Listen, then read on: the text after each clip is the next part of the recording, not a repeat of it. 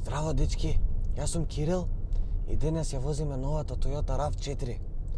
Вака зборувам, бидејќи сакам да чуете како звучи новата RAV4, но исто така да чуете како звучи борбата против загадувањето, економичноста и чистиот воздух. Ако има тоа уопшта логика. Како и да е, вака зборувам, бидејќи моите момци спијат, биле многу удобни седиштава и имало многу мека вожња. Ичне се сериозни, сега ќе ги разбудам, сега ќе станат и се гледаме за кратко. А вие направете сабскрип на YouTube.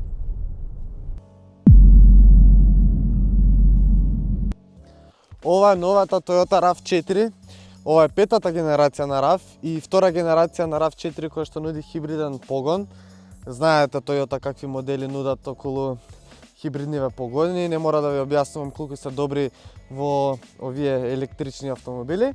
Тоа ќе го збориме малку подоцна, сега ќе се задржам на дизајнот, бидејќи изгледа многу поубаво, многу поробусно, поцврсто, мене многу ми се допаѓа искрено. Ги има овие тука детали на преднава маска и хауба кои што му дават нека друга слика на помоќност. Ми се допаѓаат црните детали на браниците, на крилата, кровот, тука доле, позади, околу светлава. Ми се допаѓа самата комбинација на бела со црна боја. Ги имате овие 18-инчни бандажи кои што се во дополнителна опрема и не знам зошто го оставиле овој отвор тука. Добро, не дека не знам, не сум до толку мутав, но иако е толку големо возило, сепак многу мала потрошувачка има, што ќе ја збориме малку подоцна. И кога сум веќе околу димензиите на самото возило, ќе почнам од багажникот, бидејќи нуди огромен багажен простор, технички голем е колку една гарсонјера, нуди 580 литри багажен капацитет или 1690 ако ги спуштите задниве седишта. Тоа можете да го направите од тука ако успеете да ги дофатите, инаку треба да кружите од страна. Имате куки, за жал нема закачалки, има приклучак за струја, имате некои мали остави од страна. Ми се допаѓа тоа што ивицава од браникот е заедно со самиот багажник, па го леснува товарањето на поголем и потежок багажник, односно багаж. И тука, имате големо резервно тркало. Ова не го очекував бидејќи тука се поставени батериите од хибридниот погон. Инаку како што гледате, даскава има две страни, едната е текстил, другата е некој гумиран под кој што го леснува чистењето на течности ако ви се истурат. И тоа би било тоа, сега може да видиме внатре како е. Тука на задниот дел, само да го вратам седиштава, за да можете да видите пубаво, ето така. Сега, кога ќе влезете внатре, е доста комотно и удобно, не само поради тоа што имате голем простор за нозете, исто така и за главата. Туку и самото седиште доста удобно и меко, имате и голем простор од страна кога ќе седите со повеќе луѓе до вас.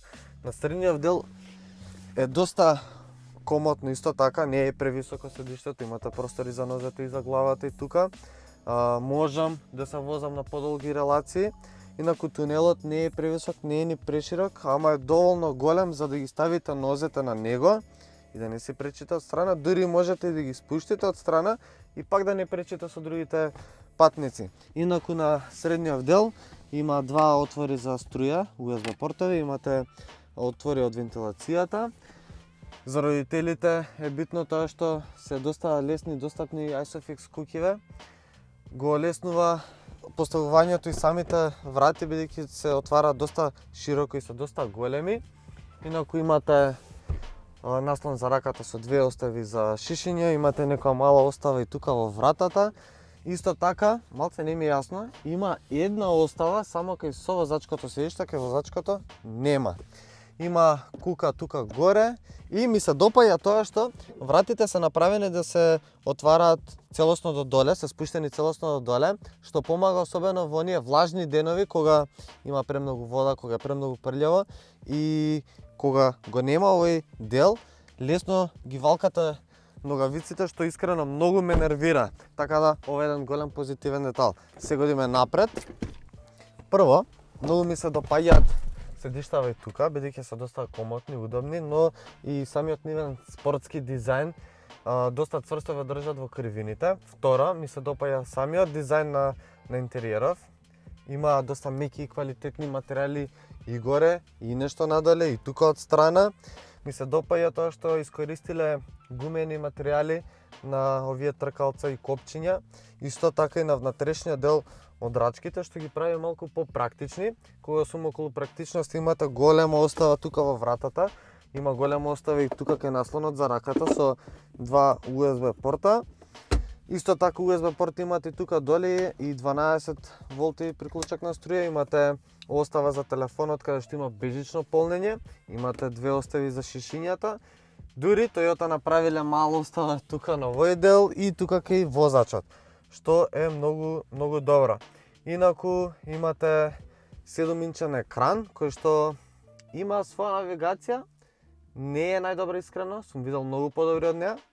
За жал немате опција да поврзете навигацијата од вашиот телефон, но имате можност да гледате како функционира целиот хибриден погон.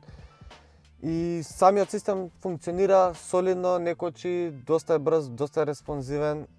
Ми се допаѓа тоа што нема многу копчиња надоле. И мислам дека е сега време да почнеме се возиме, за да збориме повеќе околу овој хибриден погон.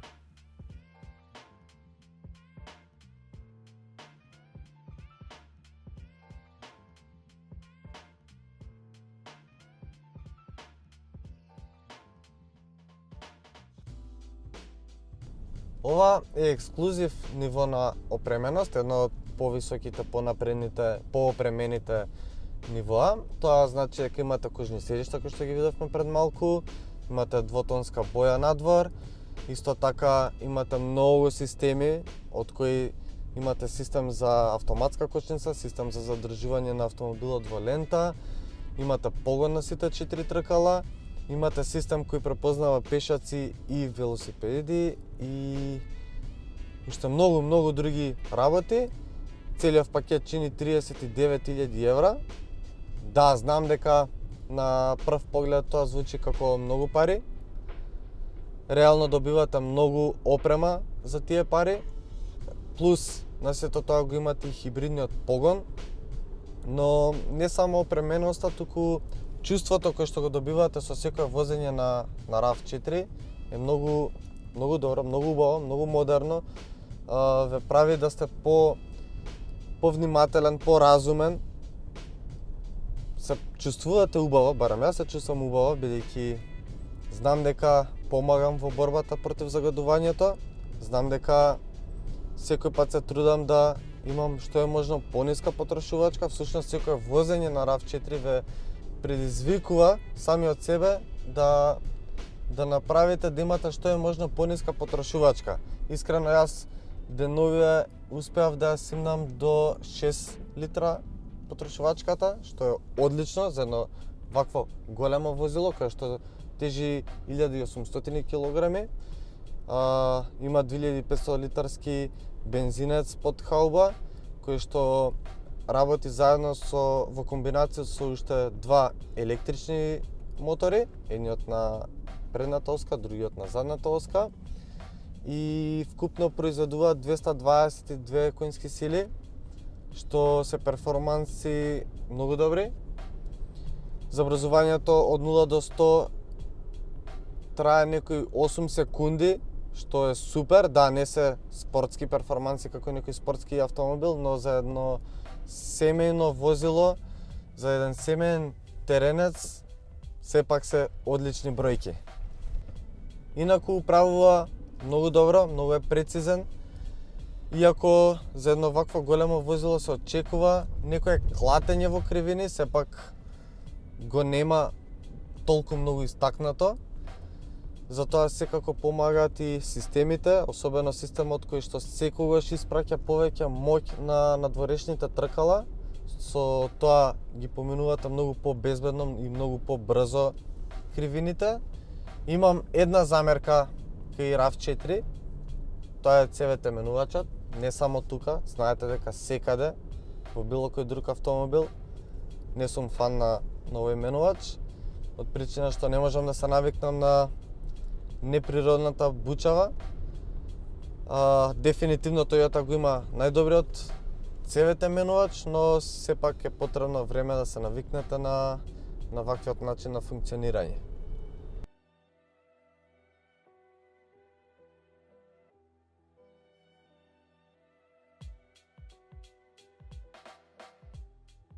Океј, дечки, тоа беше новата Toyota RAV4. Искрено сите што до сега ја купиле, дефинитивно направиле прав избор. Ќе ми биде многу тешко да се оделам од неа. Навистина е многу добро возило. Таа веќе е еден од финалистите на Златно тркало. Вие ќе можете да гласате за неа ако е ваш најпосакан автомобил. Така да се гледаме со ново видео многу наскоро и следете на YouTube. Чао!